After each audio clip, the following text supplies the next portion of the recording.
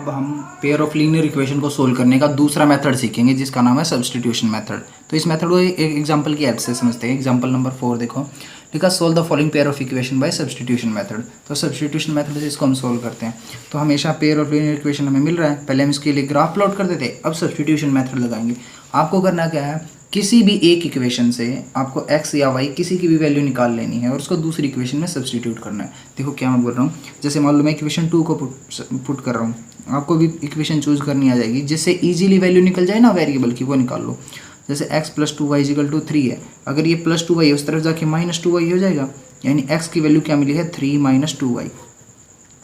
ये हमने कौन सी इक्वेशन से वैल्यू निकाली है 2 से, तो 2 से निकालनी है तो पुट किससे करनी है 1 में पुट करनी है फिर, यानी हमने इससे वैल्यू निकाली तो इसमें पुट करेंगे, अगर इससे निकाली होती तो इसमें पुट करते फिर, क्योंकि इससे निकालोगे तो वापस से वही बन जाएगा। ठीक है, तो x plus 2y is equal to 3 और ये 2y इधर जाके माइनस हो गया तो x की वैल्यू आएगी 3 माइनस 2y।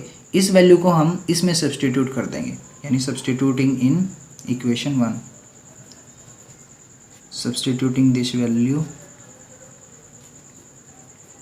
इन इक्वेशन 1, इसको इक्वेशन 1 में सब्स्टिट्यूट कर रहे हैं। तो इक्वेशन 1 क्या है 7 और उसके बाद क्या है x, और x की जगह में x की वैल्यू रखेंगे अब, तो x की जगह लिख दिया 3 माइनस 2y।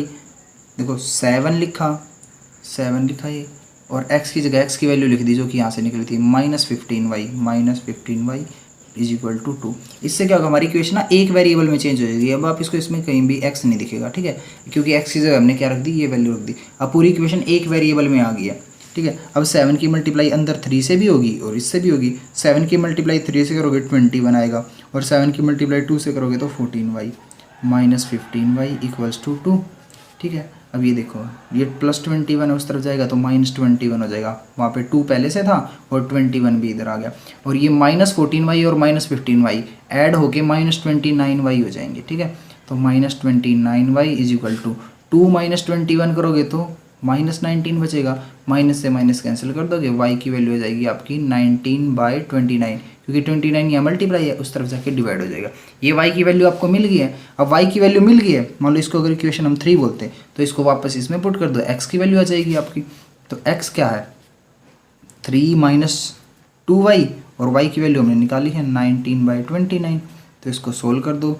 3 माइनस 19 2 38/29। इसके लिए हमने क्रॉस मल्टीप्लाई मेथड से इसको सब्ट्रैक्ट कर सकते हैं हम। कैसे, 29 की मल्टीप्लाई 3 से करो तो 3 9 27, 3 2 6 प्लस 2 8, यानी 87 आएगा। माइनस 1 की मल्टीप्लाई 38 से करोगे 38, और नीचे लिखनी होती है नीचे वालों की मल्टीप्लाई, यानी दोनों के डिनोमिनेटर की मल्टीप्लाई। 29 1 6 29। अब इसमें से माइनस करो तो 17 माइनस 8 करेंगे 9 बचेगा, और यहाँ पे 7 माइनस 3 4 हो जाएगा, तो 49/29, यानी हमारी x की वैल्यू तो आई है 49/29, और y की वैल्यू पहले ही निकाली थी हमने, कितनी आई थी 19/29। तो ये हमारा देखो एग्जांपल नंबर 5 है। लिखा Aftab tales his daughter 7 years ago I was 7 times as old as you were then। Aftab daughter को अपनी डॉटर से कहता है कि 7 years हो गए, यानी 7 साल पहले, I was 7 times as old as you were then, जो डॉटर की एज थी उससे 7 टाइम्स आफ्ताब की एज थी 7 साल पहले। ऑल्सो 3 years फ्रॉम नाउ, अब से 3 साल बाद, I shall be 3 times as old as you will be, मेरी एज आपसे 3 टाइम्स हो जाएगी, डॉटर से 3 टाइम्स हो जाएगी आफ्ताब की age. Solve by method of substitution, यानी हमें आफ्ताब और डॉटर की एज निकालनी है। ठीक है, तो हम क्या करेंगे, हमें आफ्ताब और डॉटर की एज चाहिए प्रेजेंट एज, तो हम इनकी एज को ही क्या मानेंगे x और y मानेंगे। तो लेट कर लेते हैं present age of Aftab x years and present age of daughter, present age of his daughter is equal to, उसको मान लिया y years। तो according to question 7 years ago Aftab की एज क्या हो जाएगी x माइनस 7, और डॉटर की एज क्या हो जाएगी y माइनस 7। तो according to question 7 years ago क्या होगा, जो आफ्ताब की एज है वो डॉटर से 7 टाइम्स होगी, यानी ये आफ्ताब की एज है, ये डॉटर की एज है, तो आफ्ताब की एज डॉटर का 7 टाइम्स है, 7 टाइम्स। ठीक है, तो 7 टाइम्स कर दिया हमने। तो यहाँ से एक इक्वेशन हमें मिलेगी, y 7 की मल्टीप्लाई अंदर y से भी होगी और 7 से भी होगी। ठीक है, अब ये प्लस y है, 7y इस तरफ जाके माइनस 7y, और ये माइनस 7 इस तरफ जाके प्लस 7 हो जाएगा, और माइनस 49 प्लस 7 को सोल्व करेंगे तो 42 बचेगा और वो माइनस का बचेगा क्योंकि माइनस वाला बड़ा ना, तो एक इक्वेशन बन गई। ऐसी दूसरी इक्वेशन दूसरी कंडीशन से हम बनाएंगे। दूसरी कंडीशन दी है 3 ईयर्स फ्रॉम नाउ, यानी अब से 3 साल बाद। तो 3 साल बाद पहले दोनों की एज पता कर लेते हैं। आफ्ताब की हो जाएगी x+3, है ना, और डॉटर की हो जाएगी y+3, क्योंकि जितने साल बाद हो जाएगी वैसे ही तो प्लस करके ही तो पता करेंगे ना। Now I shall be 3 times as old as you were, यानी आफ्ताब कह रहा है कि जो आफ्ताब की एज है ना वो डॉटर से 3 टाइम्स होगी, यानी Aftab is equal to 3 times daughter से एज। ठीक है, अब सेम यहाँ पे भी अब वही चीज़ करो, 3 की मल्टीप्लाई वाई से भी होगी और 3 की मल्टीप्लाई 3 से भी होगी। ठीक है, अब एक काम करो, यहीं से हम ना सब्सटीट्यूशन मेथड लगाना है ना हमें, तो यहाँ से x की वैल्यू निकालो या यहाँ से निकालो, यहाँ से निकाल लेते हैं, सीधी निकल ही रही है अभी ये +3 उस तरफ जाके -3 हो जाएगा। तो x की वैल्यू में क्या मिल जाएगी 3y, और 9 - 3 होता है 6, तो x की वैल्यू 3y - 6 मिली। अभी हमने सेकंड इक्वेशन से निकाली तो इसको पुट करेंगे फर्स्ट में, तो putting this value in equation 1, putting this value in equation 1 में पुट करते हैं। तो x की जगह हम क्या लिखने वाले हैं 3y+6, तो x की जगह हमने लिखा 3y+6, और बाकी -7y था तो -7y लिखा, इक्वल्स टू -42 था तो -42 लिखा। अब 3y - 7y -4y बचेंगे, ये +6 है उस तरफ जाके -6 हो जाएगा, तो -42 यहाँ पे पहले से था, +6 और आ गया इधर, तो -4y इज इक्वल टू -42 और -6 हो जाएंगे -48, माइनस साइन से माइनस साइन कैंसिल। अब 4 यहाँ y के साथ मल्टीप्लाई है तो उधर जाके डिवाइड होता है, तो y की वैल्यू हमें क्या मिल गई है 12। अब y की वैल्यू जो 12 मिली है इसको वापस 3 में पुट करेंगे तो x की वैल्यू आ जाएगी, तो x हमें क्या मिलेगा फ्रॉम 3y+6, 3 इंटू वाई की जगह हम रखेंगे 12 और +6, देखो ये था ना 3y+6, तो 3 और y की जगह y की वैल्यू +6, तो 12 3 जार 36, 36 + 6 42 ईयर्स। यहाँ पे कौन सी इक्वेशन से वैल्यू निकाली हमने फ्रॉम थर्ड। ठीक है, तो इसका मतलब आफ्ताब की जो एज थी वो तो है 42 ईयर्स एट प्रेजेंट, और डॉटर की जो एज है DAUGH, डॉटर की जो एज है वो है अभी 12 ईयर्स प्रेजेंट पे। ठीक है, तो ये सॉल्यूशन हो गया। देखो एग्जांपल नंबर 6 में लिखा in a shop the cost of 2 pencils and 3 erasers is ₹9, यानी 2 पेंसिल और 3 इरेजर की टोटल कॉस्ट है ₹9, and the cost of 4 pencil and 6 erasers, 4 pencil और 6 इरेजर्स की कॉस्ट है ₹18। Find the cost of each pencil and each eraser, हमें एक pencil और एक इरेजर की कॉस्ट पता करनी है। तो मैंने आपको बताया जो चीज़ हमें फाइंड करनी होती है उसी को आप एक्स और वाई एज्यूम करोगे। ठीक है, तो यहाँ पे क्या फाइंड करना, कॉस्ट ऑफ पेंसिल और कॉस्ट ऑफ इरेजर, तो कॉस्ट ऑफ पेंसिल को आप एक्स मान सकते हो और कॉस्ट ऑफ इरेजर को वाई मान सकते हो, यानी let the cost of 1 pencil is equal to x rupees and the cost of 1 eraser is equal to y rupees. ठीक है, अब क्वेश्चन के अकॉर्डिंग क्या है, कंडीशन है कि अगर हम 2 पेंसिल खरीदते हैं तो एक चीज बताओ, एक पेंसिल अगर x रुपए की है तो 2 पेंसिल 2x रुपए की हो जाएंगी, है ना। जैसे कि भाई अगर एक पेंसिल 5 रुपए की आती है तो 2 पेंसिल की कॉस्ट निकालने के लिए हम क्या करेंगे, जो एक पेंसिल की कॉस्ट है उसको 2 से मल्टीप्लाई कर देंगे। तो सेम हम यहाँ पे कर रहे हैं, एक पेंसिल की कॉस्ट x रुपए है और 2 पेंसिल लेनी है तो 2x हो जाएगा। ठीक है, साथ में हमने 3 इरेजर भी खरीदी हैं, एक इरेजर y रुपीज़ की है तो 3 इरेजर 3y रुपीज़ की हो जाएंगी, और ये टोटल कॉस्ट किसके इक्वल है 9 रुपीज़ के इक्वल, तो इक्वल्स टू 9, एक इक्वेशन बन गई। सेम टू सेम जब हम 4 पेंसिल और 6 इरेजर खरीदेंगे, यानी 4 पेंसिल की कॉस्ट 4x और 6 इरेजर की कॉस्ट 6y, तो टोटल कॉस्ट आती है 18 रुपीज़। तो इस तरीके से अपने पास 2 इक्वेशन बन गया, अब हमें इन्हें सोल्व करना है। ठीक है, देखो जब आपको ऐसी इक्वेशन दिखाई दे जैसे कि ये भी 2 से डिवाइड हो रहा है, ये भी 2 से डिवाइड हो रहा है, ये भी 2 से डिवाइड हो रहा है, ठीक है, तो आप इनको डिवाइड भी कर सकते हो। ठीक है, जैसे कोफिशिएंट छोटे करने के लिए आप पूरी इक्वेशन को 2 से डिवाइड कर दो, तो क्या बन जाएगा 2x + 3y is equal to 9, है ना। मान लो इसको इक्वेशन नंबर 3 बोल देते हैं। अब इसको और इसको इक्वेशन को देखो, क्या दोनों सेम इक्वेशन नहीं आ गए हैं, इसका मतलब कोइंसिडेंट लाइन होगी, यानी इनफाइनाइट सॉल्यूशन हो जाएंगे इसके। अब क्योंकि ये दोनों लाइन सेम है ना, यानी एक ही लाइन हुई ना ये, और एक एक लीनियर इक्वेशन के तो इनफाइनाइट सॉल्यूशन होते हैं, तो इसका मतलब हम इसकी कोई फिक्स वैल्यू नहीं निकाल सकते। यहाँ पे कितने सॉल्यूशन होंगे, इनफाइनाइट सॉल्यूशन होंगे।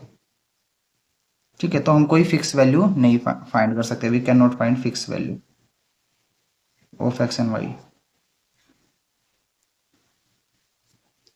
एक्स एंड, ठीक है। अब देखो एग्जांपल नंबर 7 में लिखा two rails are represented by the equation. Two rails हैं, ठीक है, यानी दो रेलिंग है और वो एक इस, अब देखो रेलिंग ऐसे होती है ना, तो वो एक लाइन ही तो हुई ना, एक स्ट्रेट लाइन हुई। तो एक रेल की इक्वेशन ये है, दूसरी रेल की इक्वेशन ये है। तो हमें फाइंड करना क्या ये एक दूसरे को क्रॉस करेंगी, यानी जो दो रेल है क्या ये एक दूसरे को क्रॉस करेंगी। देखो अगर क्रॉस करेंगी तो इसका मतलब ये इंटरसेक्टिंग लाइन्स हुई, यानी इंटरसेक्टिंग लाइन की कंडीशन इनको फॉलो करनी चाहिए। तो वो हम फाइंड कर सकते हैं A1/A2 और B1/B2 C1/C2 रेशो फाइंड करके। तो देखो हमारे पास जो गिवन लाइन है वो है 2x+2y-4 = 0 और 2x+4y-12 = 0। तो जब A1/A2 करेंगे तो आएगा 1/2, क्योंकि यहाँ पे x का कोफिशिएंट कुछ नहीं है, मतलब 1 हो जाएगा। और y का कोफिशिएंट 2 है, यहाँ पे 4 है, और यहाँ पे -4/-12 है। 2 1 2 2 2 4, यहाँ पे 4 1 4 4 3 12। तो देखो हमारे पास कंडीशन बनी 1/2 1/2 1/3, यानी A1/A2 और B1/B2 तो इक्वल है, but not equal to C1/C2। A1/A2 और B1/B2 तो सेम आया है, 1/2 1/2, और C1/C2 की वैल्यू कुछ और आ गई है। तो ये किसकी कंडीशन होती है, पैरेलल लाइन की कंडीशन। और पैरेलल लाइन के केस में नो सॉल्यूशन होता है, फिर ये कह सकते हैं पैरेलल लाइन तो इंटरसेक्ट नहीं करती हैं, इसका मतलब ये रेलिंग कैसी है, पैरेलल हैं, ये इंटरसेक्ट नहीं करेंगी। तो इन्होंने लिखा will they rail cross each other, तो हम बोलेंगे no, they will not cross each other. अब देखो एक्सरसाइज 3.2 का फर्स्ट क्वेश्चन करते हैं। इसमें लिखा solve the following pair of linear equation by substitution method. ऐसे में pair of linear equation given होगा, उसको हम सब्स्टिट्यूशन मेथड से सोल्व करेंगे, जैसे पीछे एग्जांपल्स में करा सेम वैसे ही, ठीक है। तो किसी भी इक्वेशन से, जैसे दो इक्वेशन है ना, किसी एक इक्वेशन से आप x या y की वैल्यू निकालो और दूसरी इक्वेशन में सब्स्टिट्यूट कर दो। जैसे मैं फ्रॉम फर्स्ट इक्वेशन में क्या कर रहा हूँ, x इजिकल टू क्या हो जाएगा, ये प्लस वाई इस तरफ जाके माइनस हो जाएगा, यानी x की वैल्यू क्या बन जाएगी 14 - y, ये बन जाएगी, है ना। ये प्लस वाई इस तरफ जाके माइनस वाई हो गया, तो x इजिकल टू 14 - y हो ना। अब इस वैल्यू को सब्सटीट्यूट करेंगे सेकंड में, फर्स्ट से निकाले तो सब्सटीट्यूट करेंगे सेकंड में, substituting this value in equation number 2। Equation number 2 में सब्सटीट्यूट करते हैं इसको। तो x की जगह हमें क्या लिख देना, इस इक्वेशन में x की जगह लिख देना 14 - y, इस x की जगह क्या लिख दिया 14 - y, फिर आगे क्या लिखना है -y = 4, ठीक है। इस इक्वेशन में क्या करा, x - y = 4 था ये, तो x की जगह हमने क्या लिख दिया 14 - y, और बाकी चीज़ें ऐसे ही -y = 4 ऐसे कैसा। अब ये 14 और -y और -y ऐड होके -2y हो जाएंगे। अब ये +14 है, उस तरफ जाके -14 होगा, तो यहाँ पे बचा -2y, 14 उधर जाके -14 हो गया। अब ये 4 - 14 होता है -12, अब माइनस साइन से माइनस साइन कैंसिल हो जाएगा, 2 मल्टीप्लाई इधर आके डिवाइड हो जाएगा, डिवाइड होगा तो 12 को 2 से डिवाइड कर दो, 2 6 या 12, तो y की वैल्यू क्या मिल गई हमें 6। अब y की वैल्यू 6 अब आप किसी भी इसमें ही पुट कर देते हैं, है ना। मान लो इसको हम इक्वेशन नंबर क्या बोले, थर्ड बोल देते हैं। तो पुटिंग इन थर्ड इक्वेशन में हम क्या लिख देंगे, x = 14 - y, और y की वैल्यू तो आ चुकी है 6, तो 14 - 6 क्या आ जाएगा 8, तो x की वैल्यू 8 और y = 9, ये हमारा आंसर हो जाएगा। देखो सेकंड में लिखा है s - t = 3 और s/3 + t/2 = 6, ये है। तो ये है फर्स्ट इक्वेशन और ये है सेकंड इक्वेशन। तो फर्स्ट इक्वेशन से इजी है वैल्यू निकालनी, ये -t है, उस तरफ जाके +t हो जाएगा, तो फ्रॉम फर्स्ट हम क्या लिख सकते हैं s, ये -t उस तरफ जाके +t हो जाएगा, यानी s की वैल्यू क्या हो जाएगी 3 + t। अब ये वाली वैल्यू हम सब्सटीट्यूट कर देंगे सेकंड में, substituting in second, substituting in second equation, second equation में सब्सटीट्यूट करते हैं। तो s की जगह क्या लिख देना 3 + t, तो इस s की जगह हमने क्या लिख दिया 3 + t, बाकी चीज़ें एज इट इज़, नीचे 3 का 3 + t/2 + t/2 as it is = 6 as it is, ठीक है। अब इसको क्रॉस मल्टीप्लाई वाले मेथड से हम ऐड कर लेते हैं। तो 2 की मल्टीप्लाई यहाँ पे इस इंटरवल से करेंगे, तो 2 की मल्टीप्लाई 3 से भी होगी और 2 की मल्टीप्लाई t से भी होगी, ठीक है। 2 की मल्टीप्लाई यहाँ होगी, अब 3 की मल्टीप्लाई इधर करनी है, तो 3 की t से करेंगे तो 3t, और डिनोमिनेटर में आता है दोनों डिनोमिनेटर की मल्टीप्लाई, यानी नीचे वालों की मल्टीप्लाई, 3 × 2 = 6। अब क्योंकि ये 6 पूरे के साथ डिवाइड में, तो उधर जाके मल्टीप्लाई, देखो ये 6 पूरे के साथ डिवाइड है ना, उधर जाके मल्टीप्लाई हो सकता है। तो यहाँ पे क्या हो जाएगा 3t + 2t 5t, देखो ये वाला 6 है ना, ये इधर मल्टीप्लाई में भेज दिया, तो 6 के साथ 6 मल्टीप्लाई होकर 36 बन जाएगा, और अब इस +6 को उधर भेजेंगे, ये +6 उस तरफ जाके -6 होगा, और जब 36 में से ये 6 माइनस होगा तो 30 बचेगा, 5 मल्टीप्लाई उधर जाके डिवाइड होगा और 30 को 5 से डिवाइड करोगे तो 6 मिलेगा। तो टी की वैल्यू 6 आ चुकी है। अब इसको वापस इसको इक्वेशन थर्ड बोल सकते हैं। तो फ्रॉम थर्ड अगर हम s is equal to 3 plus और t लिखना है और t की वैल्यू तो आ चुकी है 6, तो t की जगह हमने लिख दिया 6, तो s की वैल्यू क्या गई है 9। इसका मतलब s की वैल्यू 9 और t की वैल्यू कितनी आई थी 6। ये हमारा आंसर है। आप इसको वेरीफाई कर सकते हो कोई सी भी इक्वेशन में पुट करके, ये आंसर आएगा। देखो जैसे इसमें पुट करो आप s की जगह 9 और t की जगह 6, तो 9 माइनस 6 3, हो रहा सेटिस्फाई। यहाँ भी s की जगह 9 पुट करो और t की जगह 6 पुट करो, तो देखो 2 3 जार 6, 3 3 जार 9, 3 माइनस 3 0। अरे ये क्या होगा, s की जगह क्या आना चाहिए था 9, तो 9/3 प्लस t की जगह 6, 6/2, 2 3 जार 6, 3 3 जार 9, 3 प्लस 3 6। हाँ मैंने माइनस लिख दिया यहाँ पे, 3 प्लस 3 6, तो दोनों को सेटिस्फाई कर रहा है ना, तो मतलब हमारा आंसर सही है। अब देखो थर्ड पार्ट में लिखा है 3x minus y equal to 3, ये एक इक्वेशन है, और 9x minus 3y equal to 9, ये सेकेंड इक्वेशन है। ठीक है, अब देखो इसको हम सब्सटीट्यूशन मेथड से सोल्व करें, लेकिन ये कोइंसिडेंट लाइन लग रही है। देखो 3/9, देखो a1/a2 कर रहा हूँ अगर मैं, तो 3/9, b1/b2 कर रहा हूँ तो -1/-3, और c1/c2 करेंगे तो 3/9। तो देखो 3 1 3 3 3 9, 3 1 3 3 3 9, तो 1/3 1/3 1/3, यानी a1/a2 b1/b2 और c1/c2 तीनों इक्वल है। तीनों इक्वल है, इसका मतलब ये कैसी लाइन है, कोइंसिडेंट लाइन। और कोइंसिडेंट लाइन के केस में इनफाइनाइट सॉल्यूशन होते हैं। ठीक है, तो इनफाइनाइट सॉल्यूशन बनेंगे इसके, लेकिन फिर भी आप अगर लिखना चाहो सब्सटीट्यूशन मेथड से, तो देखो यहाँ से किसी की वैल्यू निकाल लो। जैसे फ्रॉम फर्स्ट हम क्या लिख सकते हैं, 3x minus y equal to 3। अब एक काम करते हैं, इस माइनस वाई को, देखो ये थी ना first equation 3x minus y equal to 3, हम क्या करें इस माइनस वाई को उधर लेके जा रहे हैं, तो ये प्लस वाई बन जाएगा और यहाँ पे बचा 3x, और जो ये प्लस 3 है इसको इधर ले आते हैं, तो यहाँ पे 3x minus 3 equal to Y.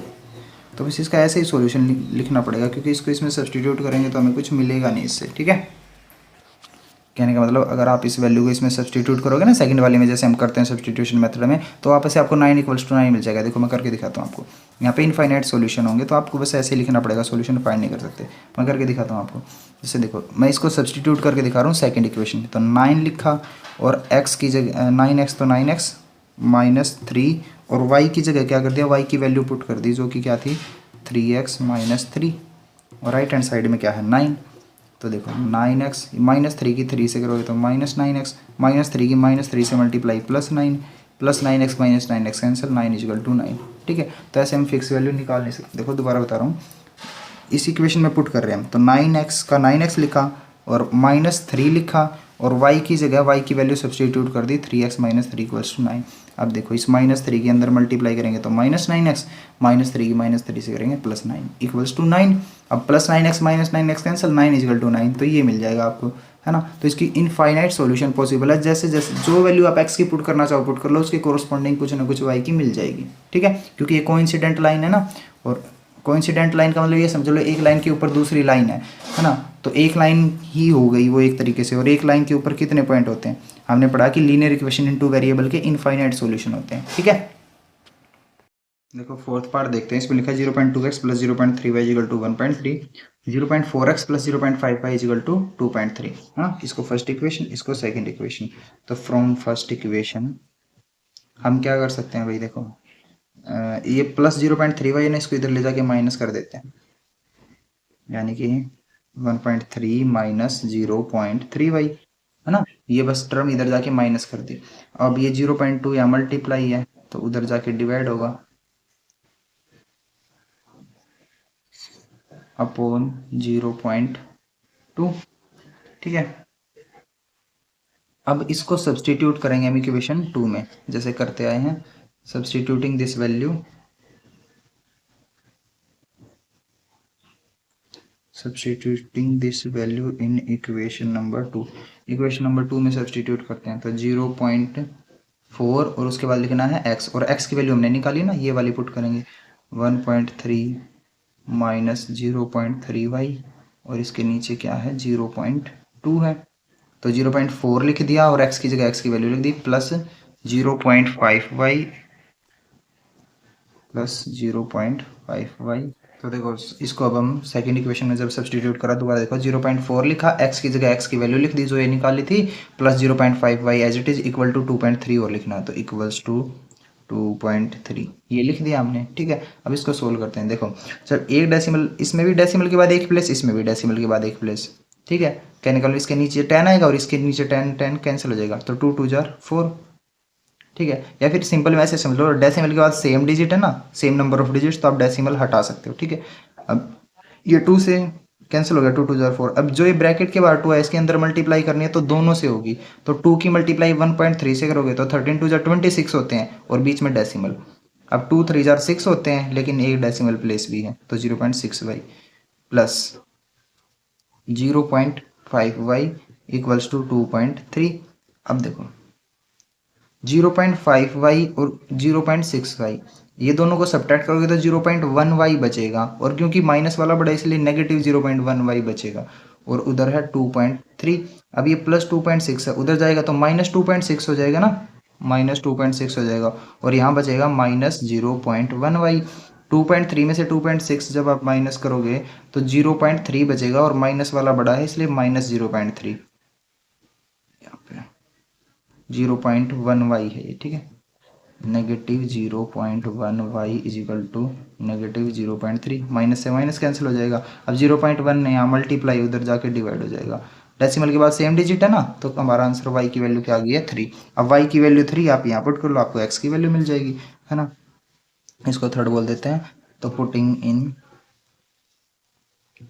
Third में पुट करोगे तो x की वैल्यू क्या है, x की वैल्यू है आपकी 1.3 माइनस 0.3y, 0.3 और y की जगह y की वैल्यू रख दी जो 3 आई थी अभी। ठीक है, और अपॉन 0.2, अपॉन 0.2 इसको सोल्व कर लेते हैं। 1.3 का 1.3 लिखा, 3 3 जार 9 होते हैं और डेसिमल के बाद एक डिजिट है, तो ये हो जाएगा बीच में माइनस और नीचे 0.2।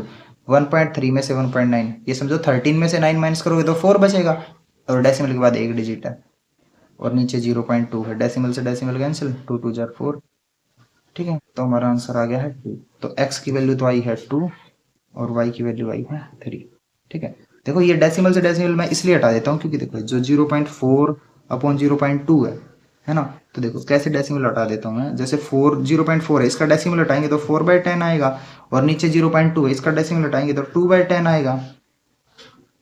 ठीक है, और आपको पता जब दो फ्रैक्शन डिवाइड में होते हैं तो नीचे वाला पलट के यानी रेसिप्रोकल होके मल्टीप्लाई हो जाता है, यानी 2/10 का हो जाएगा 10/2, तो 10 से 10 कैंसिल हो जाएगा ना, तो एक तरीके से डेसिमल हट जाता है। ठीक है, तो x की वैल्यू 2 और y की वैल्यू 3, ये आपका आंसर हो जाएगा। देखो फिफ्थ पार्ट में लिखा √2x plus √3y equal to 0, √3x minus √8y equals to 0। ठीक है, ये रूट में है लेकिन कोई नहीं, सिंपल आराम से हो जाएगा। देखो ये फर्स्ट इक्वेशन, ये सेकेंड इक्वेशन। ठीक है, तो first equation, from first equation हम क्या कर रहे हैं भाई, यहाँ से x की वैल्यू निकाल रहे हैं, तो ये प्लस √3y है, उधर जाके क्या हो जाएगा माइनस √3y। ठीक है, 0 माइनस √3y, √3 माइनस √3y बचेगा, यहाँ क्या बचा √2x, और x की वैल्यू निकालनी है तो √2 को भी उधर डिवाइड में जाना पड़ेगा,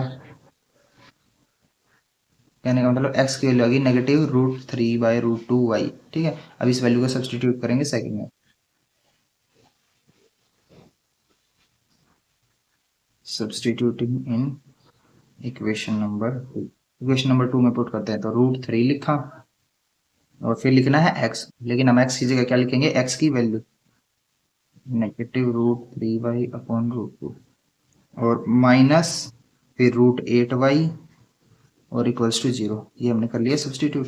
ठीक है, अब देखो √3 की मल्टीप्लाई √3 से करेंगे तो क्या होएगा, देखो ये आपको पता है √3 की √3 से मल्टीप्लाई करेंगे तो √9 हो जाएगा, और √9 होता है 3, तो √3 की √3 से मल्टीप्लाई करेंगे तो 3 आएगा, तो यहाँ पे √3 की √3 से मल्टीप्लाई की 3, लेकिन एक नंबर प्लस का है एक माइनस का है, इसलिए आंसर माइनस में आएगा।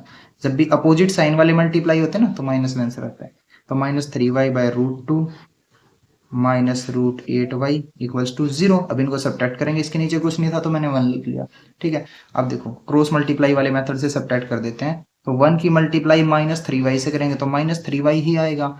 अब देखो बीच में माइनस है, √2 की मल्टीप्लाई √8 से करेंगे तो √16 हो जाएगा। और नीचे हम लिखते हैं नीचे वालों की, यानी दोनों डिनोमिनेटर की मल्टीप्लाई। √2 की 1 से करेंगे तो √2। अब √2 क्योंकि यहाँ डिवाइड है, उस तरफ जाके जीरो के साथ मल्टीप्लाई में होगा, और जीरो के साथ हम किसी को भी मल्टीप्लाई करें तो जीरो बन जाता है, तो √2 की मल्टीप्लाई जीरो से हो गया, जीरो बन गया। यहाँ बचा हमारा -3y माइनस √16 4 होता है। अब -3y minus 4y -7y equals to 0। -7 यहाँ मल्टीप्लाई है, उधर जाके डिवाइड होगा, और जीरो को किसी से भी डिवाइड करें जीरो आंसर आता है, तो y की वैल्यू तो हमें क्या मिल गई है, 0। अब इसको पुट करेंगे इसमें और हमें क्या मिल जाएगा, यानी पुटिंग इन थर्ड में पुट करके x की वैल्यू मिल जाएगी। तो x की वैल्यू क्या है, देखो x की वैल्यू है -√3y अपॉन √2, -√3y अपॉन √2। अब y की वैल्यू क्या है, 0, और 0 को किसी से भी मल्टीप्लाई करो जीरो आंसर आना है, तो हमारा आंसर हुआ x0y0। ठीक है, ये आंसर हो गया। देखो इस क्वेश्चन में क्या है, ये x और y की कोफिशिएंट जो है ना वो फ्रैक्शन में है। ठीक है, तो हम अगर चाहें तो इनको थोड़ी सी लीनियर बना सकते हैं, यानी हम चाहते हैं कि नीचे से ये 2 और 3 हट जाएं। ठीक है, तो ये कैसे हटेंगे, जब यहाँ पे कोई नंबर ऐसा हो जिससे 2 कट जाए, है ना, और 3 भी कट जाए, तो हम एक नंबर ऐसा मल्टीप्लाई करेंगे जिससे 2 भी कैंसिल हो जाए, 3 भी कैंसिल हो जाए। ऐसा नंबर होता है 6, तो हमने क्या करा, इस पूरी इक्वेशन को 6 से मल्टीप्लाई कर दिया। सेम हम यहाँ भी कर सकते हैं, देखो 6 से मल्टीप्लाई करेंगे 3 भी कट जाएगा, 2 भी कट जाएगा, 6 भी, तो दोनों इक्वेशन को हमने 6 से मल्टीप्लाई कर दिया, है ना। इक्वेशन में दोनों तरफ आप सेम चीज से मल्टीप्लाई कर सकते हो। ठीक है, तो ऑन मल्टीप्लाइंग बाय 6 हमें क्या मिलेगा, अब जो 6 से मल्टीप्लाई करें ना, तो हर एक टर्म 6 से मल्टीप्लाई होगी, यहाँ भी यहाँ भी यहाँ भी, तो एक तरीके से क्या हो जाएगा, 3/2x है ना, यहाँ भी 6 की मल्टीप्लाई होगी, और 5/3y है, यहाँ भी 6 की मल्टीप्लाई होगी, और इधर -2 है, इसकी भी 6 से मल्टीप्लाई होगी, है ना। और दूसरी वाली इक्वेशन में भी सेम ऐसा ही होगा, x/3 है, इसकी भी 6 से मल्टीप्लाई होगी, ये y/2 है, इसकी भी 6 से मल्टीप्लाई होगी, और ये 13/6 है, इसकी भी 6 से मल्टीप्लाई होगी, यानी हर एक टर्म की करनी है।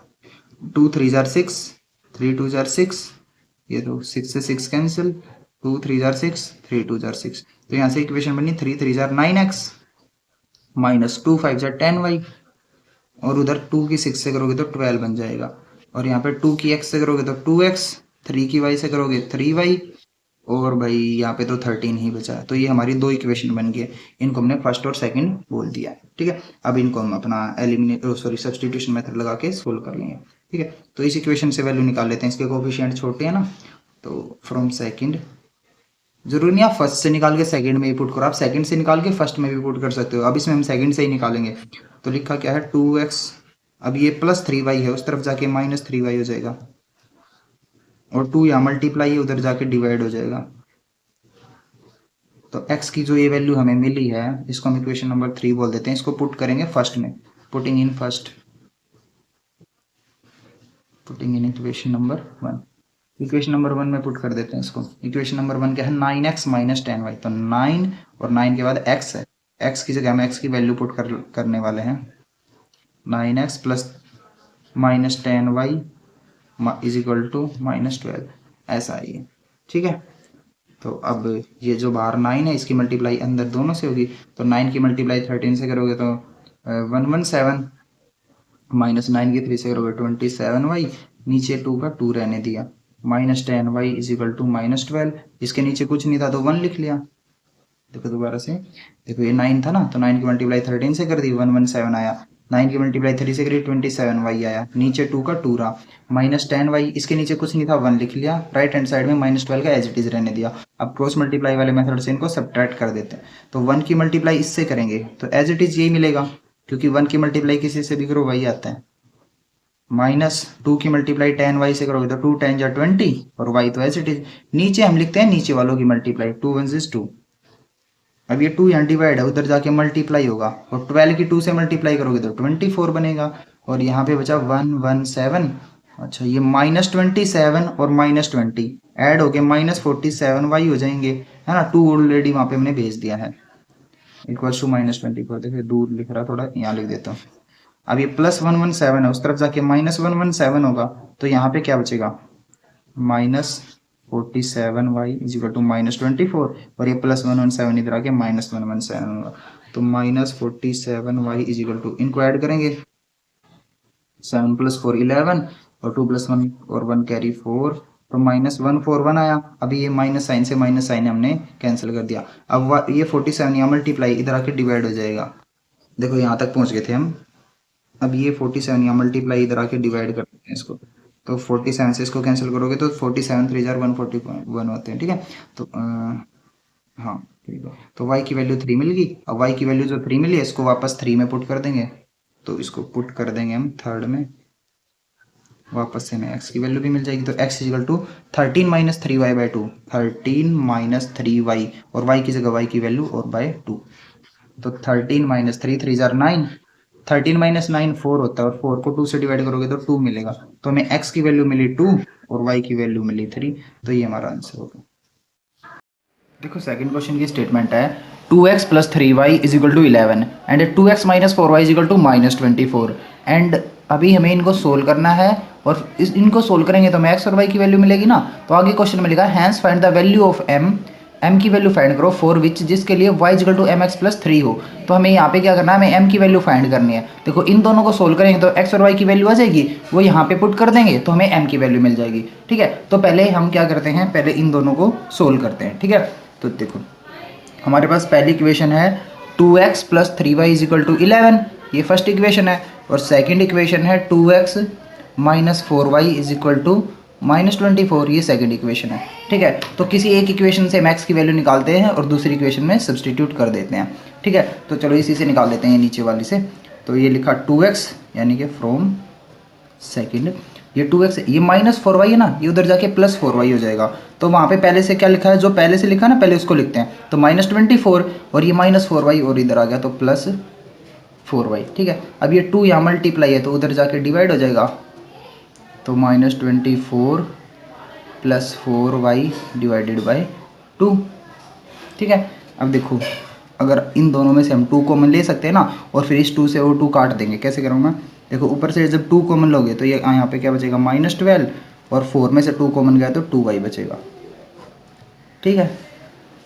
तो अब क्या करेंगे हम, 2 से 2 कैंसिल कर देंगे और हमारे x की वैल्यू हो जाएगी -12 प्लस 2y, इसको थर्ड बोल देते हैं।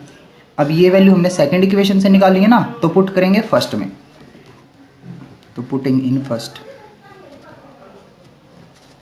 इक्वेशन, फर्स्ट इक्वेशन क्या है 2x plus 3y is equal to 11। तो 2x और x की जगह हम x की वैल्यू रखेंगे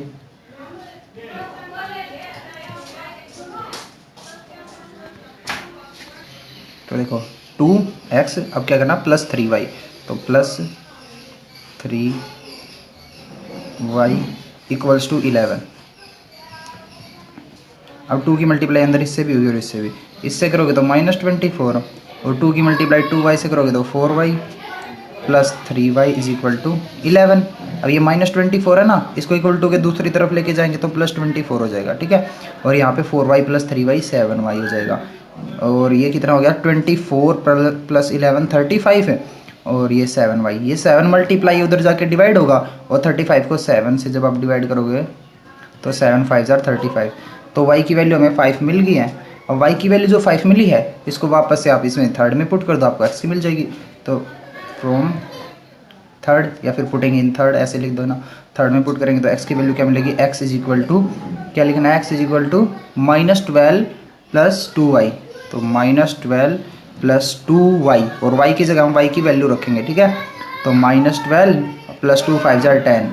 तो देखो इन दोनों को जब आप सोल्व करोगे तो -2 बचेगा, क्योंकि माइनस वाला बड़ा है ना।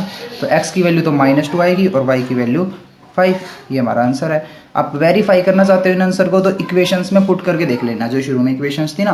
तो x की जगह -2 और y की जगह 5 करने पे सेटिस्फाई होनी चाहिए। तो x की जगह -2 रखोगे आप, तो 2 into -2 plus 3 into y, 3 into y की जगह 5 रखना है, क्योंकि y की वैल्यू 5 आई थी। 2 की -2 से मल्टीप्लाई -4, और 5 3 जार 15। अब देखो 50 -4 11 बचता ना, तो इक्वल्स टू 11 आ गया है, तो सेटिस्फाई हो गई है। ऐसे ही आप दूसरी के लिए भी करके दिखा सकते हो, ठीक है। तो x और y की वैल्यू आ गई, लेकिन क्वेश्चन में आगे एक चीज़ और बोली थी कि हमें m की वैल्यू फाइंड करनी है, जिसके लिए y equal to mx plus 3 हो। क्या हो, y equals to mx plus 3 हो। तो यहाँ पे जो y की वैल्यू आई है ना 5, और x की वैल्यू जो आई है वो पुट कर दो। तो m x, यहाँ पे m मल्टीप्लाई x है, ठीक है। m मल्टीप्लाई x की जगह -2, सबसे पहले ये +3 है, उस तरफ जाके -3 होगा। तो यहाँ पे बचा m मल्टीप्लाई बाई -2। 5 - 3 करोगे 2 बचेगा। अब ये -2 मल्टीप्लाई इधर आके डिवाइड हो जाएगा, 2 से 2 काटोगे 1, तो -1 बचेगा। तो m की वैल्यू क्या आ जाएगी अपने पास, तो देखो दोबारा, ये -2 मल्टीप्लाई था ना, इधर जाके डिवाइड हुआ, तो 2 1 जी 2, तो 1/-1। अब देखो एक चीज़ सुनो, फ्रैक्शन में क्या होता है, जैसे कोई फ्रैक्शन है 1/2, अब यहाँ पे माइनस लगाओ या यहाँ पे माइनस लगाओ या बीच में लगा दो, तीनों चीज़ें सेम होती हैं, ठीक है। तो यहाँ पे देखो ये 1/-1 बचा था, तो अब इसको -1/1 भी लिख सकते हो, और नीचे 1 का कोई मतलब नहीं होता ना अपना। तो देखो m की वैल्यू हमें क्या मिल जाएगी, -1, क्योंकि यहाँ से 2 से 2 काटा, तो 1/-1 बचा था ना, और 1/-1 लिखो चाहे -1/1 लिखो, सेम बात है। तो हमारे पास m की वैल्यू क्या मिल जाएगी, -1। देखो क्वेश्चन 3 पे आ गए हैं। क्वेश्चन 3 में हमें क्या करना है, form the pair of linear equation for the following problems and find their solution bye substitution method. यानी हमें स्टेटमेंट क्रिएट करनी है, गिवन स्टेटमेंट के अकॉर्डिंग हमें एक इक्वेशन बनानी है और फिर उसको सोल्व करना है, ठीक है। तो फर्स्ट पार्ट देखते हैं। तो देखो फर्स्ट पार्ट की स्टेटमेंट है, the difference between two numbers is 26। दो नंबर है, उनका डिफरेंस है 26। डिफरेंस होता है सब्ट्रैक्ट करके जो आंसर बचता है उसको डिफरेंस बोलते हैं। And one number is 3 times the other, जो पहला नंबर है वो दूसरे का 3 गुना है, 3 टाइम्स मतलब 3 गुना है, ठीक है।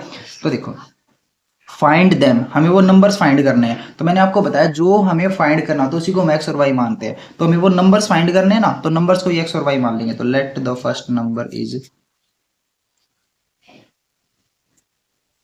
x and the second number is y। अब क्वेश्चन के अकॉर्डिंग क्या है इनका डिफरेंस, पहली बात तो पहली लाइन में इनका डिफरेंस बताया है 26 है, यानी अगर हम लेट कर लेते हैं कि x बड़ा है और y छोटा है, तो x - y = 26 है, ठीक है। और साथ में ये भी बोला है one number is 3 times other, यानी जो बड़े वाला नंबर है वो छोटे वाले का 3 गुना है। तो बड़ा हमने x को ही माना ना, तो x = y/3 या फिर 3y बोल सकते हैं हम, ठीक है। अब ये दो स्टेटमेंट हमें गिवन है, तो यहाँ से देखो x की वैल्यू सीधी निकली हुई ना, x = 3y, ये हम इसमें सब्सटीट्यूट कर देंगे, है ना। तो substituting value of x in equation number 1, in equation first में सब्सटीट्यूट कर लेते हैं। तो इक्वेशन फर्स्ट है x - y = 26 है। अब x की जगह हमें क्या लिखना है, x की वैल्यू यानी कि 3y, तो x की जगह हमने लिख दिया 3y। अब 3y - 2y, sorry 3y - y क्या होता है 2y। अब 2 यहाँ मल्टीप्लाई उधर जाके डिवाइड होगा, और जब आप 26 को 2 से डिवाइड करोगे तो 13 मिलेगा। तो y की वैल्यू क्या मिल गई आपको, 13। अब ये y की वैल्यू 13 सेकंड इक्वेशन में पुट करो, आपको x की वैल्यू मिल जाएगी। तो x = क्या है 3y, तो 3 × 13 यानी कि 39। इसका मतलब एक नंबर तो है हमारा 13, फिर y 13 है और x 39 है। तो ये हमारे नंबर्स हैं। देखो भाई सेकंड पार्ट है इसका, लिखा the larger of to supplementary angles. Supplementary angles कौन से होते हैं, सप्लीमेंट्री एंगल्स वो दो एंगल्स होते हैं जिनका सम क्या होता है 180 डिग्री। जैसे मान लो एक एंगल है ए जिसकी मेजर है 100 डिग्री, एक एंगल है बी जिसकी मेजर है 80 डिग्री। तो ए और बी को अगर हम प्लस करेंगे तो 180 डिग्री बनेगा ना। तो ए और बी क्या है, सप्लीमेंट्री एंगल्स हैं। और ऐसा भी बोला जाता है ए का सप्लीमेंट बी है और बी का सप्लीमेंट ए है, ठीक है। चलो तो सप्लीमेंट्री एंगल्स है यानी उनका सम 180 डिग्री होगा। The larger of to supplementary angles, उन दो सप्लीमेंट्री एंगल्स में से जो बड़ा है ना वो exceeds the smaller by 18 degree, वो छोटे वाले से 18 डिग्री बड़ा है, ठीक है। यानी उनका डिफरेंस 18 डिग्री का है। तो मान लेते हैं उन एंगल्स को, वो फाइंड देम, वो एंगल्स हमें फाइंड करनी है, तो ऑब्वियसली उन एंगल्स को एक्स और वाई मान लेंगे। तो let the angles are of measure x degree and y degree, x और वाई डिग्री उनकी क्या है मेजर। तो अकॉर्डिंग टू क्वेश्चन क्या है, पहली बात तो वो सप्लीमेंट्री हैं यानी उनका सम 180 डिग्री होगा, ठीक है 180 डिग्री होगा पहली चीज। दूसरी चीज चलो डिग्री बाद में लगा लेंगे, ठीक है। और दूसरा बोला जो बड़े वाला वो छोटे से 18 डिग्री बड़ा है, यानी अगर एक्स बड़ा है, लेट कर लेते हैं एक्स बड़ा है वाई से, तो एक्स और वाई का डिफरेंस है 18 डिग्री का, ठीक है। चलो अब इन दोनों इक्वेशन को हम क्या कर लेते हैं, सेकंड इक्वेशन से x की वैल्यू निकाल लेते हैं, फर्स्ट में पुट कर देंगे। तो x - y = 18, यानी फ्रॉम सेकंड मैं क्या करूँगा x की वैल्यू निकाल रहा हूँ, ये -y इधर जाके +y हो जाएगा, तो x की वैल्यू हो जाएगी 18 + y, इसको थर्ड बोल देते हैं। अब ये सब्सटीट्यूट कर देते हैं फर्स्ट में, सब्सटीट्यूटिंग इन इक्वेशन वन में सब्स्टिट्यूट करते हैं। इक्वेशन वन है x plus y is equal to 180, तो x की जगह हम x की वैल्यू रखेंगे 18 प्लस वाई, x फिर प्लस वाई। देखो ये तो x की वैल्यू थी ना 18 प्लस वाई, और उसके बाद ये प्लस वाई इक्वल टू 180। अब ये देखो ये प्लस 18 है, उस तरफ जाके माइनस 18 होगा, और यहाँ पे y प्लस वाई 2y हो जाएगा। तो 180 में से 18 जब आप माइनस करोगे तो 162 बचेगा, और यहाँ पे जो ये 2 यहाँ मल्टीप्लाई है ना y के साथ, ये उधर जाके डिवाइड हो जाएगा। तो देखो हमारे पास y बचेगा 162 डिवाइडेड बाय 2, यानी कि 2 8 16 2 1 2। अब y की वैल्यू 81 आई है, और देखो x की वैल्यू क्या है 18 प्लस वाई, तो x की वैल्यू कैसे निकलेगी 18 प्लस वाई, और y की जगह क्या है 81, तो इनको प्लस करोगे तो 99 आ जाएगा। ठीक है, इसका मतलब जो हमारे एंगल्स हैं, so the angles are of measure 99 degree and 81 degree. ठीक है, देखो भाई थर्ड क्वेश्चन में लिखा the coach of a cricket team buy 7 bats and 6 balls. एक क्रिकेट टीम का कोच है जो कि 7 बैट और 6 बॉल खरीदता है फॉर रुपीज 3800 में वो 7 बैट्स और 6 बॉल्स खरीदता है। लेटर बाद में she buys 3 bats and 5 balls, बाद में वो 3 बैट और 5 बॉल खरीदते हैं रुपीज 1750 में। Find the cost of each bat and each ball. एक बैट और एक बॉल की कॉस्ट हमें फाइंड करनी है। तो मैंने आपको बताया जो चीज हमें फाइंड करनी है उसी को हम एक्स और वाई मान लेंगे। तो फाइंड क्या करना है, cost of each bat and cost of each ball. तो लेट करेंगे हम cost of each bat is equal to x rupees and cost of each ball is equal to y rupees. Bat की cost को x मान लिया, ball की cost को हमने वाई मान लिया। ठीक है, तो अकॉर्डिंग टू क्वेश्चन हमें पहले पार्ट में क्या क्या खरीदना है, देखो 7 बैट, अब एक बैट x रुपए का, तो 7 बैट मल्टीप्लाई करके मिलेगा यानी 7x, और बॉल खरीदनी है 6, एक बॉल y रुपए की आती है तो 6 बॉल 6y रुपए की आएंगी, और टोटल जो मिला के कॉस्ट आ रही है इनकी वो आ रही है 3800, तो 3800 के इक्वल। ये फर्स्ट इक्वेशन बनी। ऐसे ही सेकंड कंडीशन बनाते हैं। सेकंड कंडीशन में क्या लिखा, 3 बैट्स एंड 5 बॉल्स खरीदी उसने, तो एक बैट x का, तो 3 बैट 3x के, और 5 बॉल्स, तो एक बॉल y रुपए की, तो 5 बॉल 5y रुपए की, और टोटल मिला के इनका खर्चा आ रहा 1750 रुपीज। तो हमारे पास 2 इक्वेशन आ गई है। ठीक है, अब हमें इनको सब्स्टिट्यूशन मेथड से सोल्व करना है। ठीक है, तो किसी एक इक्वेशन से वैल्यू निकालेंगे, दूसरे में पुट कर देंगे। तो चलो ये नीचे लिखिए, इसी से निकाल लेते हैं। फ्रॉम इक्वेशन सेकंड, तो देखो हम क्या करते हैं, जो ये प्लस 5y है ना, इसको उधर ले जाते हैं, तो 1750 माइनस 5y। अब ये 3 यहाँ मल्टीप्लाई है, उधर जाके ये हो जाएगा डिवाइड, तो 1750 माइनस 5y अपॉन 3। ये आपको x की वैल्यू मिल चुकी है, इसको हम थर्ड इक्वेशन बोल देते हैं। अब ये क्या करेंगे, देखो ये हर क्वेश्चन में ये स्टेप फॉलो करना है। एक इक्वेशन से वैल्यू निकालो, दूसरे में पुट कर दो। अब हमने सेकंड इक्वेशन से निकाली तो पुट करेंगे फर्स्ट में, तो पुटिंग इन फर्स्ट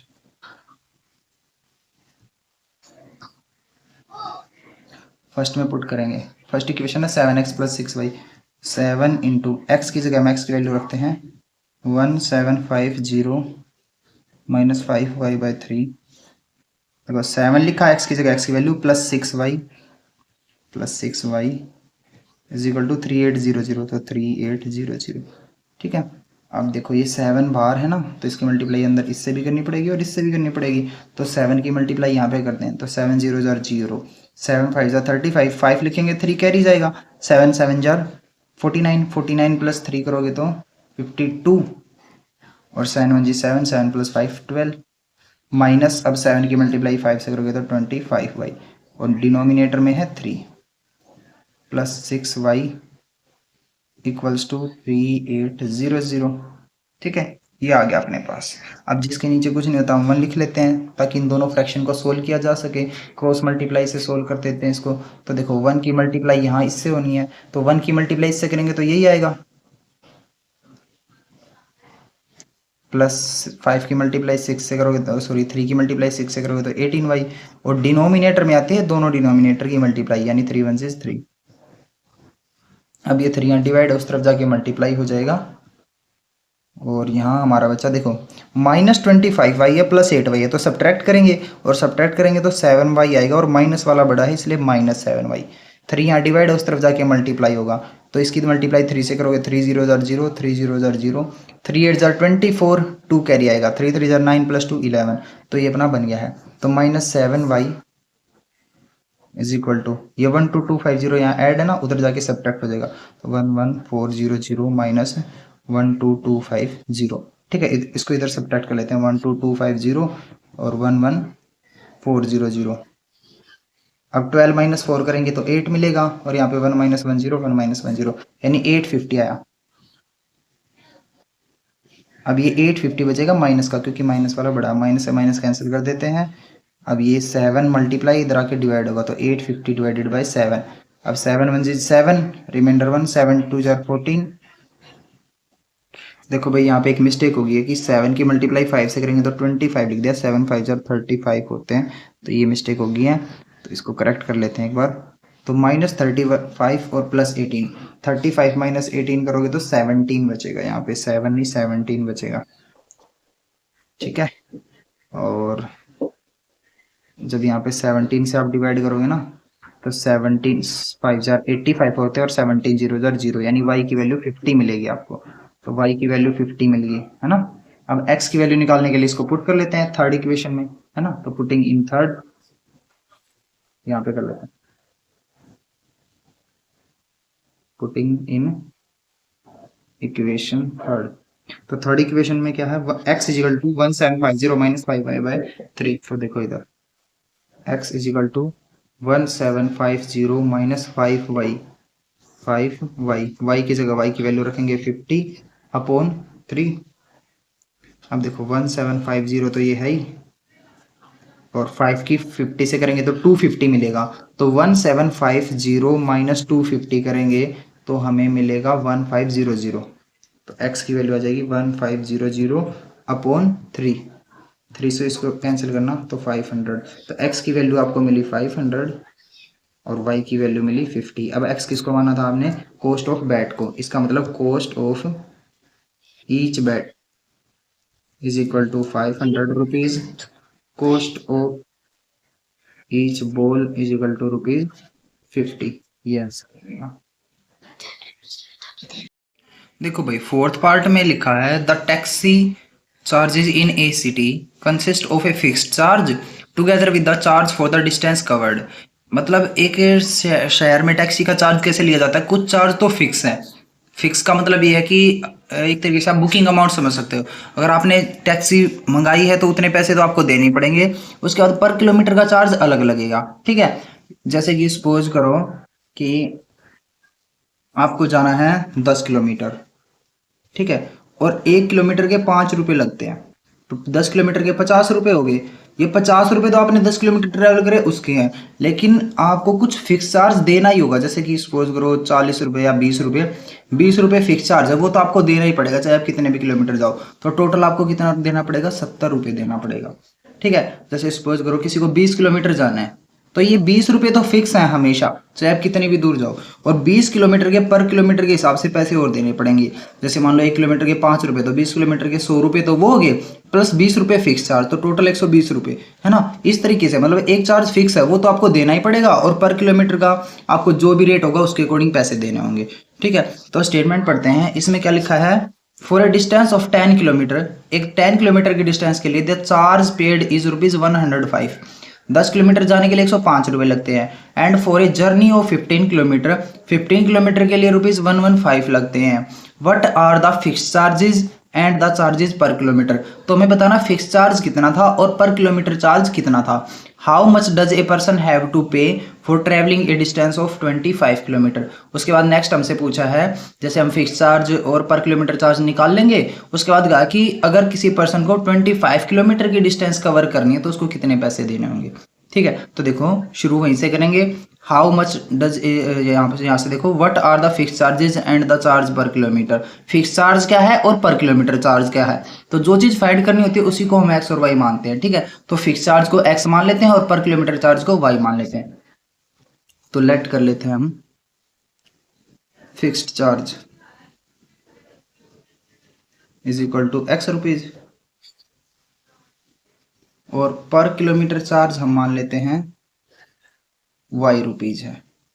ठीक है। तो अगर आपको 10 किलोमीटर की डिस्टेंस ट्रेवल करनी है, डिस्टेंस कितनी है 10 किलोमीटर, तो आपका चार्ज, टोटल चार्ज पता है कैसे बनेगा? 10 किलोमीटर के लिए जो आपका टोटल चार्ज बनेगा वो बनेगा आपका कैसे, एक्स रुपये तो फिक्स चार्ज है, वो तो देने ही देने हैं। अब 1 किलोमीटर के वाई रुपये लग रहे हैं तो 10 किलोमीटर के 10 वाई रुपये लगेंगे। और टोटल मिला के देखो 10 किलोमीटर के कितने पैसे लग रहे थे, 105 रुपये, तो टोटल मिला के 105 रुपये लगेंगे। तो एक इक्वेशन बन गई। दूसरे में लिखा था कि अगर आप 15 किलोमीटर जाते हो तो आपको 155 रुपये देने हैं। तो अब हम 15 किलोमीटर का बनाते हैं।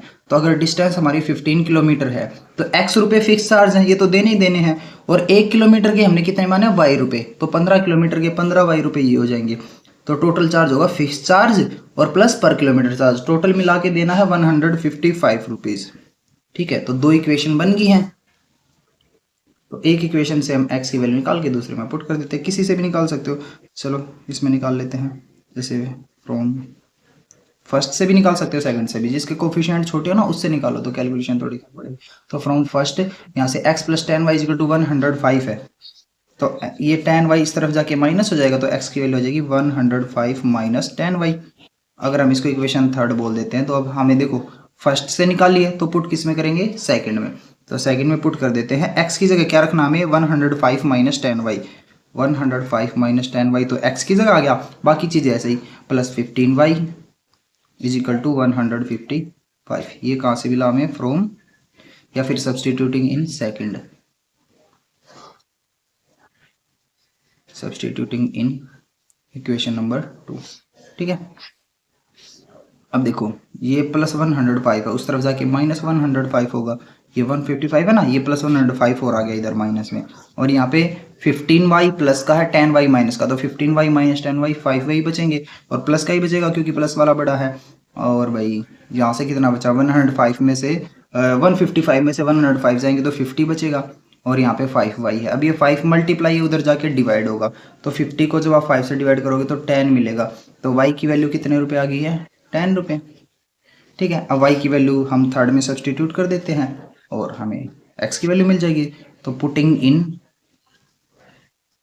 इन equation number 3, x is equal to क्या है, 105 माइनस 10y, तो 105 माइनस 10y, और y की जगह y की वैल्यू रखेंगे 10, और 10 10 जार 100, और 105 में से 100 जाएंगे तो 5 rupees.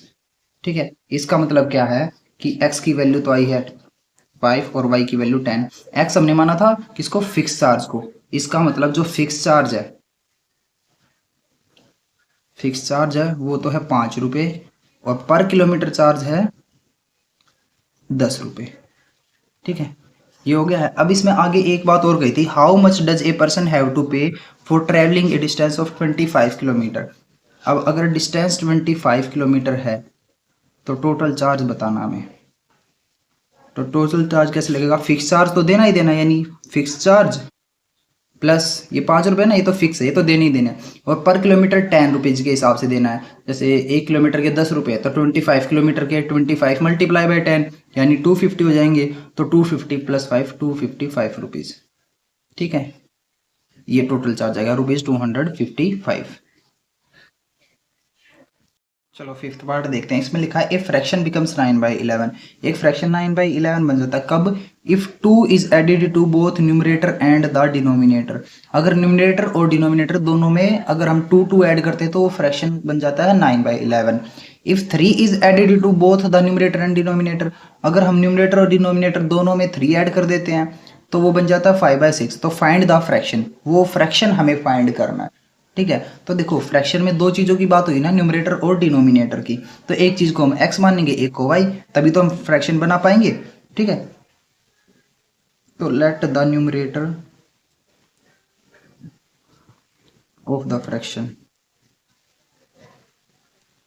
Is equal to x, numerator हमने मान लिया है x, and the denominator of the fraction is equal to y। तो हमारा जो फ्रैक्शन हुआ वो क्या हुआ, x अपॉन y हुआ ना। ठीक है, अब अकॉर्डिंग टू क्वेश्चन क्या कंडीशन है, if 2 is added to both numerator and denominator, तो हम करते हैं न्यूमरेटर में भी 2 ऐड करते हैं, डिनोमिनेटर में भी 2 ऐड करते हैं, तो फ्रैक्शन क्या बन जाता है 9/11। यानी हमारा जो फ्रैक्शन ये था, अगर हम न्यूमरेटर में भी 2 ऐड कर दें, डिनोमिनेटर में भी 2 ऐड कर दें, तो फ्रैक्शन बन जाता है 9/11। ऐसा क्वेश्चन में बोला गया है, ठीक है। तो देखो हमने 2 ऐड करा न्यूमरेटर में भी डिनोमिनेटर में भी, तो फ्रैक्शन बन गया 9/11। अब क्रॉस मल्टीप्लाई कर दे तो 11 की मल्टीप्लाई यहाँ पे होगी और 9 की मल्टीप्लाई यहाँ पे y+2 के साथ होगी। तो 11 की मल्टीप्लाई x से करेंगे तो 11x, और 11 की 2 से भी होगी तो 22। यहाँ पे 9 की मल्टीप्लाई y से होगी तो 9y, और 9 की 2 से करोगे तो 9 2 जार 18। तो 11x ये +9y है, इधर आके -9y हो जाएगा। अब ये +22 है, उस तरफ जाके -22 हो जाएगा। तो यहाँ से देखो 11x -9y, और 18 - 22 करोगे तो -4 आ जाएगा। ये एक इक्वेशन बन गई। ऐसी अब दूसरी कंडीशन पढ़ते हैं हम। दूसरी कंडीशन में बोला है if 3 is added to the both numerator and denominator. अगर हम डिनोमिनेटर और न्यूमरेटर दोनों में 3 ऐड कर देते हैं तो फ्रैक्शन बन जाता है 5/6। तो चलो ये भी करके देखते हैं।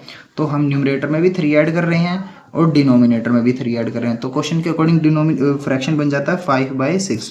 यही बोला ना, हाँ 5/6 बोला, ठीक है। तो अब इसकी भी ऐसे ही क्रॉस मल्टीप्लाई करके दूसरी इक्वेशन बना लेते हैं। तो 6 की x से करेंगे तो 6x, और 6 की 3 से करेंगे तो 6 3 जार 18। ऐसे अब 5 की y से करेंगे तो 5y, और 5 की 3 से करेंगे तो 15। ये बन गई हमारी। अब अच्छा इसको अरेंज कर लेते हैं। ये +5y है, इस तरफ आके -5y, और ये +18 है ना, इस तरफ आके -18 होगा, और 15 - 18 को सोल्व करेंगे तो -3 आएगा। एक ही स्टेप में कर दिया भाई। ये सेकंड इक्वेशन होगी, ये फर्स्ट इक्वेशन, ये सेकंड इक्वेशन। तो सेकंड इक्वेशन से अगर मैं x की वैल्यू निकालना चाहूँ तो ये पहले इस -5y को उधर भेजना पड़ेगा। तो वहाँ पे पहले से था -3, ये -5y इस तरफ आके +5y हो गया। अब 6 यहाँ मल्टीप्लाई है तो उधर जाके डिवाइड होगा, तो -3 + 5y/6, ये अपनी बन गई इक्वेशन नंबर 3।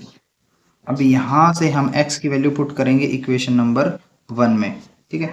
तो कर देते हैं, तो 11 और x की जगह x की वैल्यू पुट कर देते हैं, यानी हम सब्सटीट्यूट कर रहे हैं ना, तो लिख देंगे एक बार सब्सटीट्यूटिंग इन इक्वेशन नंबर 1। देखो 2 से निकाले ना, तो पुट करेंगे फर्स्ट में। तो 11 लिखा है, x की जगह x की वैल्यू लिख दी -3 + 5y/6 लिख दिया, -9y इज इक्वल टू -4, ठीक है। ये अब ये 11 है ना, तो इसकी मल्टीप्लाई अंदर -3 से भी होनी है और 5 से भी होनी है। तो 11 की मल्टीप्लाई -3 से करोगे तो -33, और 11 की मल्टीप्लाई 5 से करोगे तो 55y, और नीचे 6 है। देखो 11 की -3 से करी -33, 11 की 5 से करी 55y, और ये -9y इज इक्वल टू -4। इसके नीचे कुछ नहीं है तो 1 लिख लिया, क्योंकि अब हमें इन्हें सब्ट्रैक्ट करना है। उसके लिए हम क्रॉस मल्टीप्लाई वाला मेथड लगा देते हैं। तो 1 की मल्टीप्लाई जब इससे करेंगे तो यही आएगा, और 6 की मल्टीप्लाई यहाँ पे करेंगे तो 6 9 जा 54y हो जाएगा। और नीचे आती है नीचे वालों की मल्टीप्लाई, यानी 6 1 6, और उस तरफ है अपना -4। तो अगले स्टेप में हम क्या करेंगे, एक तो ये 6 यहाँ डिवाइड है, उस तरफ जाके मल्टीप्लाई होगा, और मल्टीप्लाई होगा तो 6 4 जा 24 हो जाएंगे, ठीक है। तो 6 का तो काम हो गया, 6 उधर चला गया। यहाँ क्या बचा, एक तो -33 बचा, और इसको हम 55y में से 54y माइनस करेंगे तो 1y बचेगा, ठीक है। अब ये -33 है, इसको उस तरफ ले जाके +33 कर देते हैं। अब 33 में से 24 माइनस करेंगे तो 9 बचेगा ना, प्लस का। तो y की वैल्यू तो हमें मिल चुकी है 9। अब y की वैल्यू जो 9 मिली है, इसको हम पुट कर देंगे यहाँ पे, तो हमें x की वैल्यू भी मिल जाएगी, है ना। यानी पुटिंग इन इक्वेशन नंबर 3। तो थर्ड में y की वैल्यू 9 पुट कर देते हैं। तो यहाँ पे देखो क्या बन जाएगा हमारे पास, x is equal to -3 + 5 × y। 5 × y की जगह y की वैल्यू रख देते हैं जो कि 9 है, और नीचे है 6। तो देखो ये क्या बना, -3 और 9 5 जार 45 + 45/6। अब 45 में से जब हम 3 माइनस करेंगे तो 42 बचेगा। 42 को 6 से डिवाइड कर देते हैं, तो 6 7 जार 42। तो x की वैल्यू क्या मिली हमें, 7। देखो x की वैल्यू 7 और y की वैल्यू आई थी 9। यहाँ से देखो y की वैल्यू 9, और हमारा फ्रैक्शन क्या था, फ्रैक्शन था अपना x/y। तो फ्रैक्शन क्या बन जाएगा, 7/9। तो ये हमारा आंसर हो जाएगा। तो हमारा जो रिक्वायर्ड फ्रैक्शन है वो क्या होगा, 7/9, ठीक है। देखो भाई 6th पार्ट में लिखा 5 years hence, मतलब 5 साल बाद, the age of Jacob will be 3 times that of his son. Jacob की जो एज है ना, वो अपने बेटे की 3 गुना हो जाएगी। 5 साल बाद अगर हम उनकी एज देखेंगे तो जैकब की एज बेटे से 3 गुना होगी। 5 years ago, 5 साल पहले, Jacob's age was 7 times that of his son. जबकि 5 साल पहले की बात करें तो जैकब की जो एज थी वो अपने बेटे से 7 गुना थी। What what are their present ages, हमें उनकी प्रेजेंट एज फाइंड करनी है। तो मैंने बताया जो चीज़ फाइंड करनी है उसी को हम एक्स और वाई मानेंगे, है ना। तो उन दोनों की हमें प्रेजेंट एज फाइंड करनी है, तो दोनों की प्रेजेंट एज को, एक को एक्स मान लेंगे, एक को वाई मान लेंगे, ठीक है। तो शुरू करते हैं। Let the present age of Jacob, तो जैकब की जो प्रेजेंट एज है वो मान लेते हैं x years, and the present age of his son, जो सन की प्रेजेंट एज है वो मान लेते हैं वाई ईयर्स। प्रेजेंट में जैकब की एज है एक्स साल और उसके बेटे की एज है वाई साल, ठीक है। अब 5 years हैंस मतलब 5 years लेटर हम बोल सकते हैं ना इसको। 5 साल बाद क्या होगा, 5 years लेटर। देखो जैसे आपकी जब एज है, जैसे सपोज करो अब आपकी एज है 14 years, है ना। तो 2 साल बाद कितनी हो जाएगी, 14 + 2, है ना। तो ऐसे 5 साल बाद जैकब की एज कितनी हो जाएगी, अभी एज उसकी एक्स है तो 5 साल बाद x + 5 हो जाएगी, है ना। और सन की एज कितनी हो जाएगी, अभी वाई साल का तो 5 साल बाद y + 5 हो जाएगी, ठीक है। अब अकॉर्डिंग टू क्वेश्चन 5 साल बाद जो इनकी एज है उसमें क्या रिलेशन है कि जो जैकब की जो एज है ना वो सन की एज से 3 गुना है, ठीक है ना। तो क्या बोला, जैकब की जो एज है वो सन से 3 गुना, तो जैकब की एज कितनी है, x + 5, और सन की एज है y + 5, और जैकब की एज सन की एज से 3 गुना है, तो ये रिलेशन है। तो x + 5 इजिकल टू, अब ये 3 की मल्टीप्लाई y से भी होगी और 5 से भी होगी तो 15 बनेगा। ये +3y को मैं इधर लेके आता हूँ और +5 को उधर भेज देता हूँ, तो 15 - 5 करेंगे तो 10 बचेगा। एक इक्वेशन बन गई है। ऐसे ही 5 साल पहले का एक केस बनाना हमें, 5 years अगो, ठीक है। तो जैकब की जो एज होगी वो कितनी होगी, अभी प्रेजेंट में x साल का तो 5 साल पहले x - 5 रही होगी उसकी एज, है ना। और सन की जो एज रही होगी वो कितनी होगी, उसकी भी 5 कम रही होगी। अभी y ईयर का तो 5 साल पहले y - 5 ईयर्स रही होगी। अब अकॉर्डिंग टू क्वेश्चन क्या है, 5 साल पहले जो उनकी एज का क्या रिलेशन है, Jacob's age was 7 times that of his son. Jacob की जो एज है वो सन से कितने टाइम्स थी, 7 टाइम्स थी, ठीक है। तो जैकब की एज है x - 5 और सन की एज है y - 5। तो क्वेश्चन में बोला गया है कि जो उसकी एज है ना जैकब की, वो बेटे से 7 गुना, तो ये हमने कर दिया जैसा बोला गया था, बेटे की एज को 7 से मल्टीप्लाई कर दिया। तो 7y और -7 × 5 = 35 x, ये +7y है, इस तरफ जाके -7y है, ये -5 है उस तरफ जाके +5 हो जाएगा।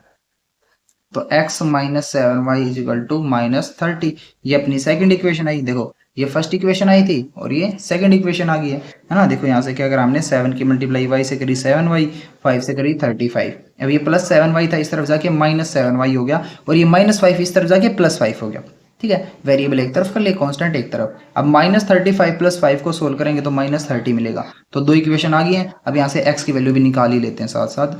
तो फ्रॉम सेकंड हम क्या कर रहे हैं, ये -7y को उधर भेज देंगे, तो -30 तो यहाँ पे पहले से था, -7y इस तरफ जाके +7y हो गया, तो x की वैल्यू हमें -30 + 7y मिलेगी, और ये होगी हमारी इक्वेशन नंबर 3, ठीक है। अब इसको सब्सटीट्यूट करेंगे इक्वेशन नंबर 1 में। देखो हमें जो x की वैल्यू मिली है वो ये मिली है सेकंड इक्वेशन से, और अब इसको पुट करना थर्ड में, तो ये रही थर्ड इक्वेशन, यहाँ सब्सटीट्यूट कर देंगे। तो x की जगह हम क्या लिख देंगे, -30 + 7y और -3y = 10। अब -30 है और 7y - 3y 4y बचेंगे, और प्लस का 4y बचेगा क्योंकि प्लस वाला बड़ा है, और -30 उस तरफ जाके +30 हो जाएगा, और 10 + 30 को जब आप सोल्व करोगे तो ये 40 हो जाएगा। 4 मल्टीप्लाई उधर जाके डिवाइड होगा, 40 को 4 से डिवाइड करोगे 10, तो y की वैल्यू 10 मिली। अब y की वैल्यू 10 मिली है तो इसको वापस थर्ड में पुट करके हम x की वैल्यू निकालेंगे। तो पुटिंग इन इक्वेशन नंबर 3, तो x इजिकल टू क्या मिलेगा, -30 + 7y, तो -30 + 7y, y की जगह y की वैल्यू 10 रख दी, तो x इजिकल टू -30 + 7 10 जार 70 हो जाएंगे, और 70 - 30 क्या होता है 40, तो x की वैल्यू आई 40, y की वैल्यू आई 70। x हमने जैकब की एज मानी थी ना, इसका मतलब जैकब की जो प्रेजेंट एज है वो अभी कितनी है, प्रेजेंट एज को ही तो हमने x माना था, 40 ईयर्स है, और सन की जो प्रेजेंट है, his son's present age = 10 years, ठीक है। तो दोनों की प्रेजेंट एज हमने फाइंड कर दी।